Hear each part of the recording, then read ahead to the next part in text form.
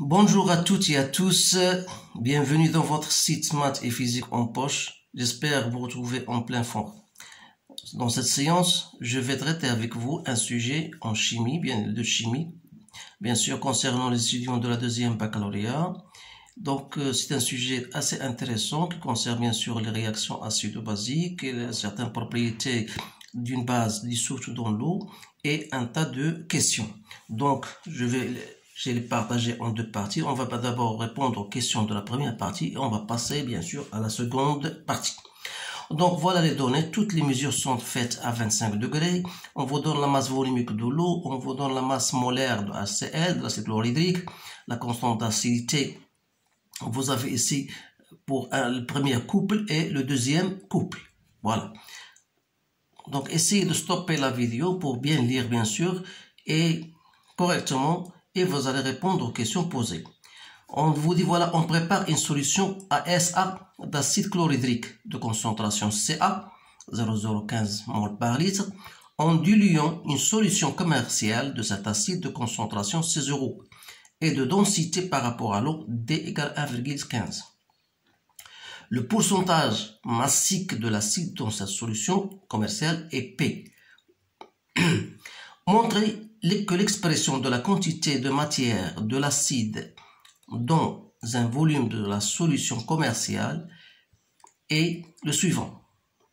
Voilà P, voilà ρ, V, D sur la masse molaire. Vous pouvez vérifier que C0 égale à 11,6. Calculez le volume de la solution commerciale qu'on peut prendre pour préparer 1 litre de la solution SA.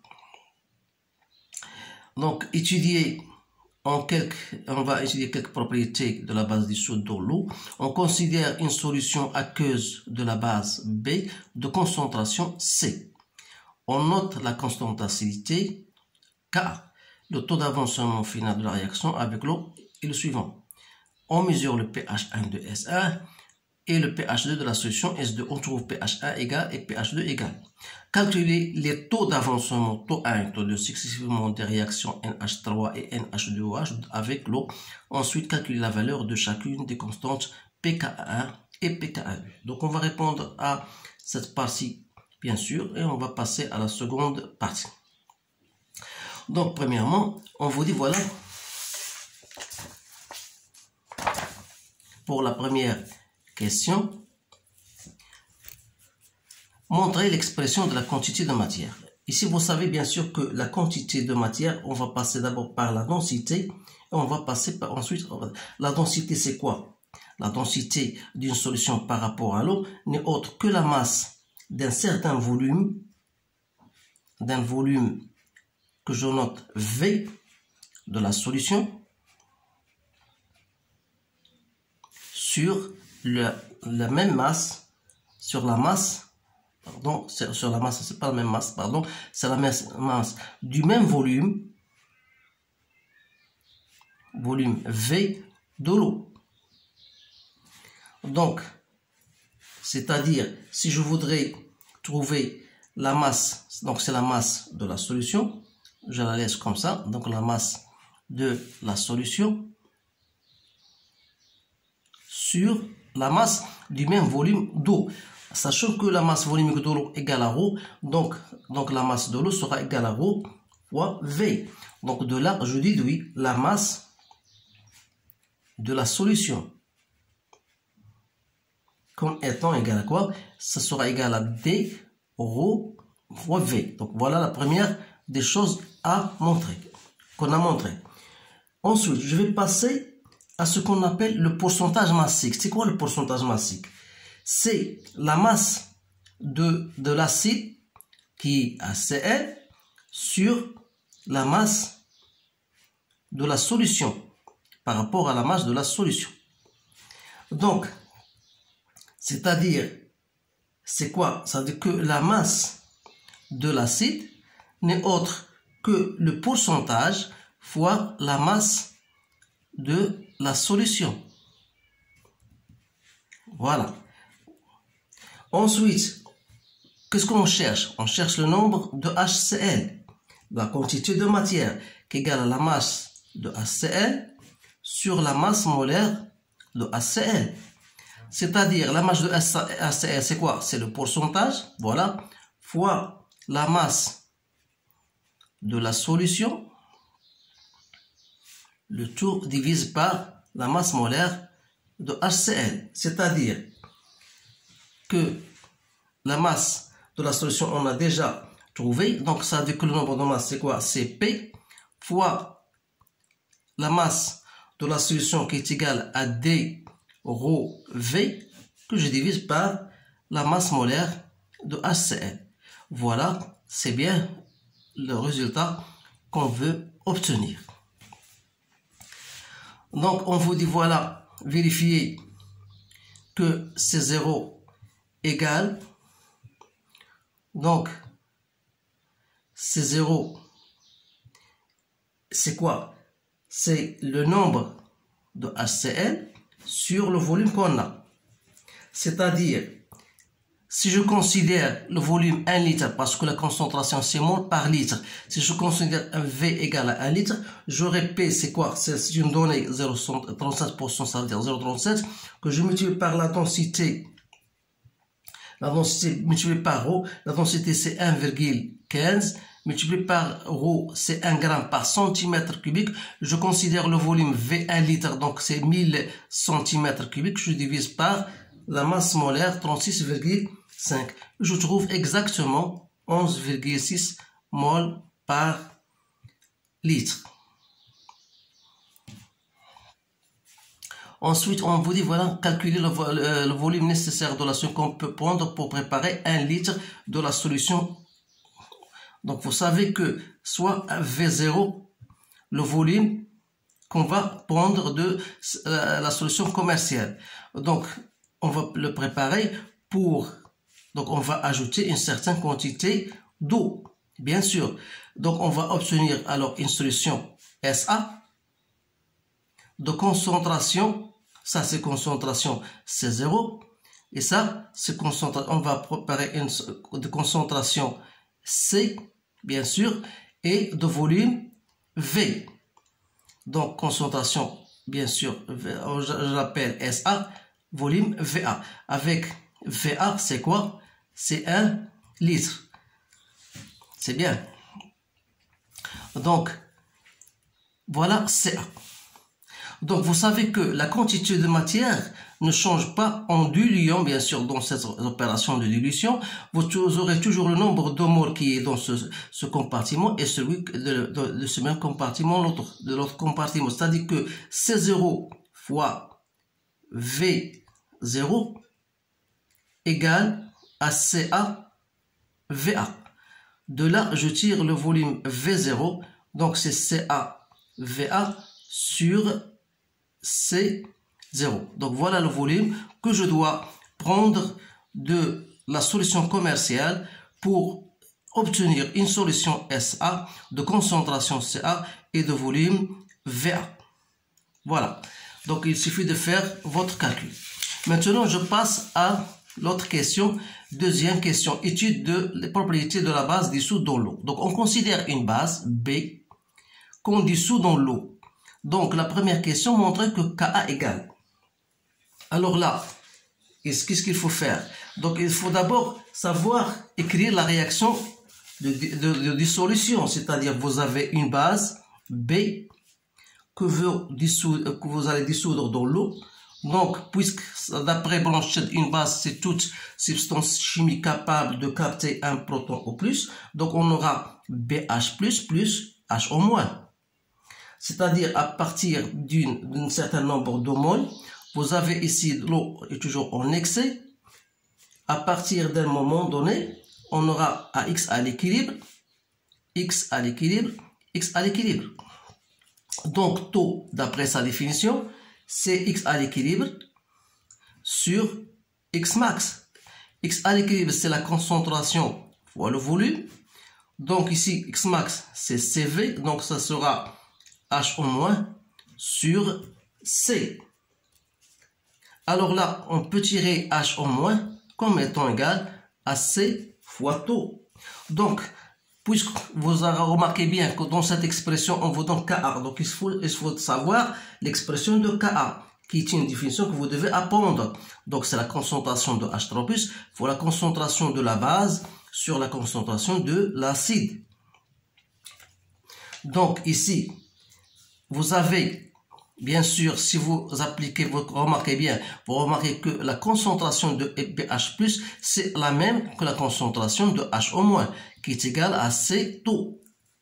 De même, à partir de la relation du produit ionique H3O+, HO-, bien sûr, on va l'utiliser. Donc, Ka, c'est quoi? C'est H3O+, qui est égal à Ke sur la concentration de HO-, fois la concentration de B, voilà, je la laisse, sur la concentration de BH+, qui n'est autre que C taux.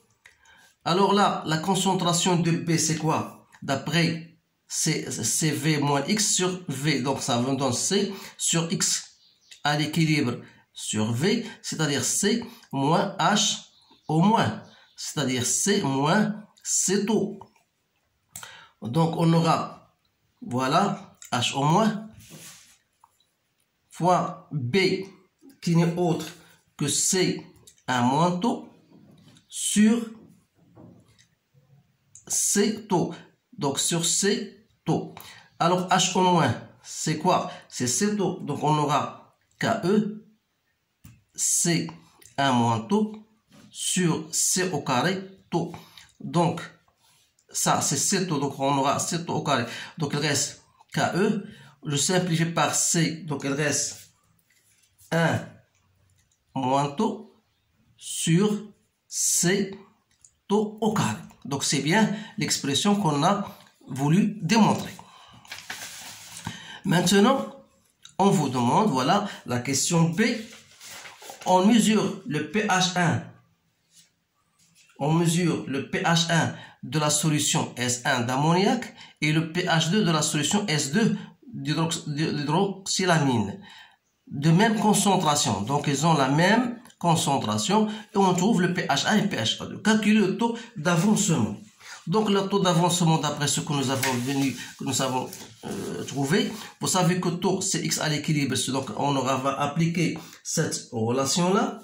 Donc, taux 1, c'est quoi? C'est X à l'équilibre. Donc, c'est H au moins sur C. Et comme H au moins, c'est quoi? C'est KE sur C, concentration de H3O+, c'est-à-dire c'est KE sur C 10 moins pH. Donc pour la solution S1, on va mettre un pH2, pH1, et pour la solution 2, on aura KE sur C 10 moins pH2, puisqu'ils ont la même concentration CC. Donc il suffit de faire votre calcul. Donc taux 1, c'est quoi? C'est Ka1, donc c'est 10 moins 14 sur 10 moins 2, que je dois multiplier par pardon, ici KE, donc c'est KE sur C, oui c'est bien ça. Donc à la puissance 10, donc 10 à la puissance 10 moins pH1, donc on a pH1, voilà, on va monter, donc 10 pH1 fois KE sur C, donc c'est 10 pH1 moins 14 si vous voulez, sur 10 moins 2.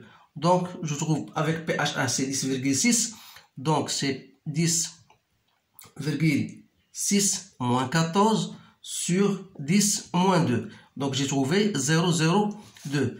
Alors que taux 2, donc c'est 10 pH2 moins 14 sur C, c'est-à-dire c'est 10, 9 moins 14 sur 10 moins 2, j'ai trouvé 0,001. Voilà, taux 2. Maintenant, on vous dit, calculer la valeur de chacune des constantes pKa1 et pKa2. Alors, pour trouver pK1 et pK2, vous avez déjà montré que la constante d'acidité était, voilà son expression. Donc, il suffit de remplacer, donc, pour la solution S1, vous aurez K1, c'est KE sur sa concentration C, puisqu'ils ont la même concentration. Donc, 1 moins taux 1 sur taux 1 au carré. Donc, il suffit de faire votre calcul. Donc, 10 moins 14 sur 10 moins 2, 1 moins 0,02 sur 0,002 au carré. Donc, vous allez obtenir 2,45 10 moins 9. Autrement dit, le pK1, c'est moins log de K1. Donc, j'ai trouvé 8,6. Et l'on est de même pour K2. Ça, c'est K1. Donc, K2, toujours la même expression. On aura ici 1 moins taux 2 sur taux 2 au carré. Donc, vous faites remplacer. Donc, 10 moins 14 sur 10 moins 2. 1 moins 10 moins 3 sur 10 moins 6. Donc, j'ai trouvé 9,9, 10 moins 7. Donc, PK A2, c'est moins log de KA2. Donc, c'est 6. Vous faites votre calcul, bien sûr. Troisième question. Maintenant, je vais passer à une deuxième partie. C'est la suivante.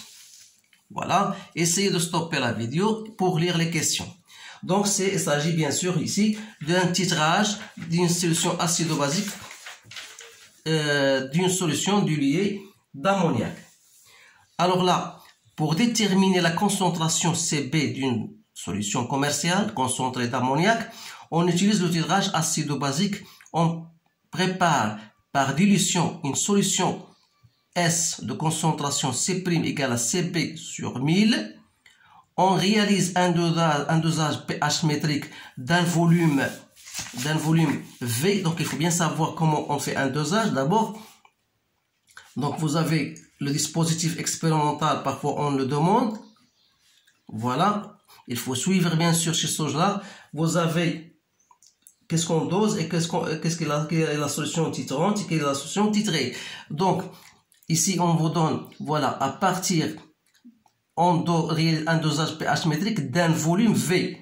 Donc, j'ai un volume V égal à 20 ml de la solution S par une solution SA. De quoi? D'acide chlorhydrique. Donc, H3O+, plus Cl-. Il faut toujours noter ces choses-là parce que pour faciliter la tâche. De concentration Ca égale à 0,015 mol par litre.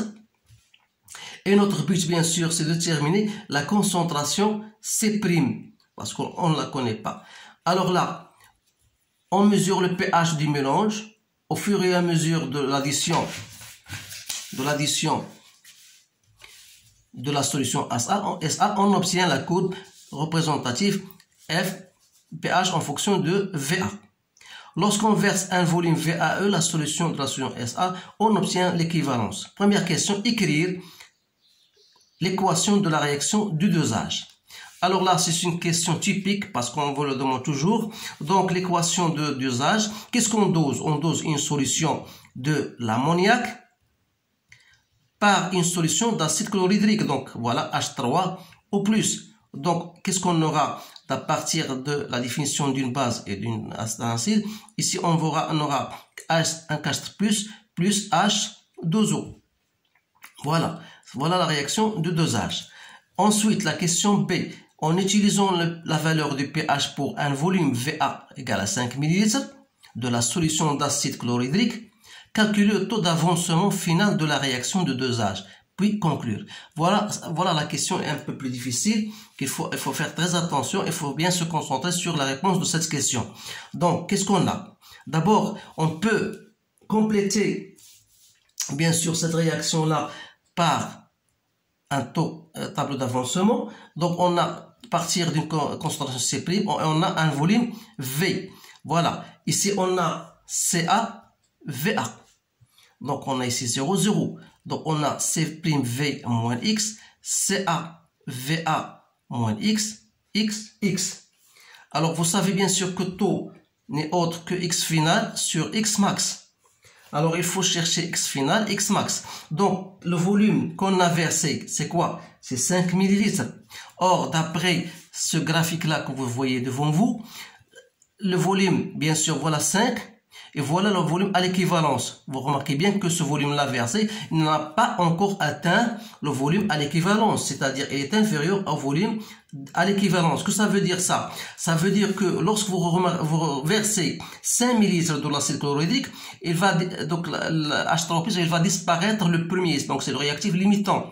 Donc ça veut dire que X max n'est autre que CaVa. Puisque H3+, il va disparaître le premier. Donc ça, c'est la première remarque à mentionner. Donc, pour taux, donc qu'est-ce qu'il nous reste? Il nous reste chercher X final. Donc, d'après ce tableau-là que j'ai mis ici, donc si je mets X final ici, donc vous aurez le nombre de H3O+, c'est quoi à l'état final? C'est CaVa moins X final. De là, je déduis X final, donc c'est CaVa moins le nombre de H3 au plus. Alors là, X final, je remplace CaVa moins le nombre de la quantité de matière n'est autre que la concentration fois volume. Mais il s'agit de quel volume ici? Donc c'est le volume de 2A, c'est-à-dire c'est le volume qu'on a versé Va sur le volume V de la solution, sur V.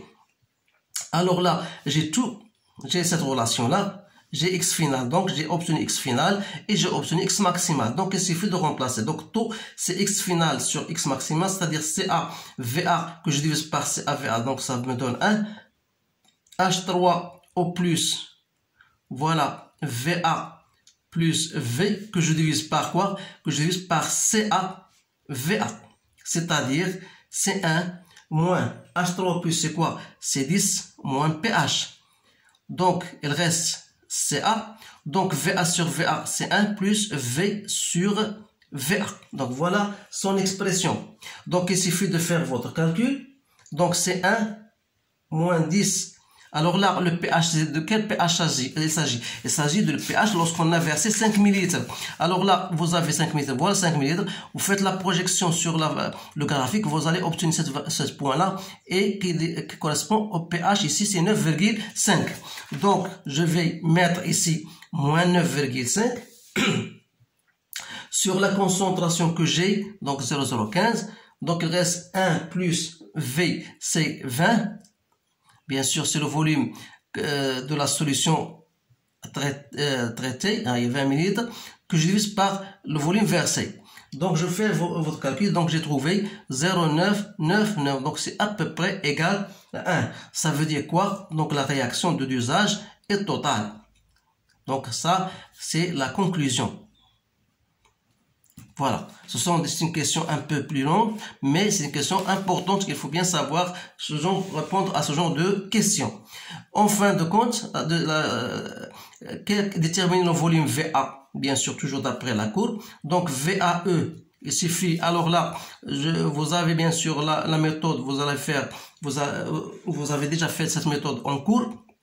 Donc vous avez deux tangentes à la courbe. Donc qu'est-ce qu'il suffit? Donc il suffit à l'aide d'une droite perpendiculaire à ces deux tangentes-là, vous cherchez son milieu en utilisant un compas et bien sûr, vous faites la projection sur votre courbe, vous obtenez voilà le point E. Donc voilà la droite qui passe par le milieu est toujours parallèle à ces deux-là et la coupure entre cette droite et le graphique, ça vous donne la VE. Donc vous faites la projection pour déterminer bien sûr le volume VA et ici le PHE. Donc le PHE, bien, j'ai trouvé pour le volume AE, il faut faire très attention parce qu'il faut utiliser toujours ce que vous avez ici. Par exemple ici 2, ça désigne combien? Ça désigne 10 gradations.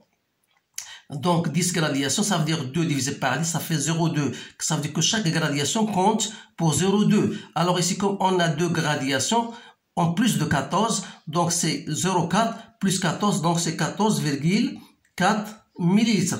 Donc pour le pH E, j'ai trouvé à peu près, donc c'est, voilà, pH E, donc à peu près 5,6. Donc 5,6. C'est bien ça. Donc voilà. Donc il reste seulement la dernière question. Quel indicateur coloré doit-on choisir parmi les 3 proposés ci-après? Donc vous avez le PHE égal à 5,6. Il suffit de voir, il appartient à la zone du dosage. Voilà la zone du virage, pardon. La zone du virage qui est entre quoi? Entre 4,2, voilà, et 6,2. C'est-à-dire que l'indicateur convenable, coloré, qu'on doit choisir est le rouge de méthyle. Voilà la réponse à cette question. Donc voilà, vous remarquez bien que c'est un problème qui est global, qui rassemble un certain nombre de questions que vous devez savoir y répondre. Donc je vous remercie de votre attention et je vous dis au revoir.